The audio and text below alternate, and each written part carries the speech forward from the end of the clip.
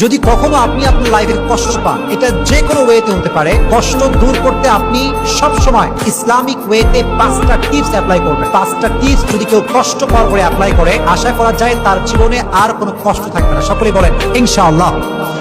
1 number, যদি কখনো কোনো কষ্ট পান, এটা যে কোনো ভাবেই হতে পারে। কোনো একটা সম্পর্ক ছিল, কাছের মানুষ কষ্ট দিয়েছে, বা প্রিয় মানুষ কষ্ট দিয়েছে, কোনো একটা জিনিস হারিয়ে ফেলেছেন, অনেক কষ্ট পেয়েছেন আপনি। প্রথমে আপনি যে কাজটা করবেন সেটা হচ্ছে you have to put your trust on lord. আল্লাহর উপরে ভরসা রাখতে হবে যে আমার লাইফে ভালো যা ঘটে, খারাপ যা ঘটে, এটা সবকিছুই ক্ষমতা একজনের হাতে। তিনি কে?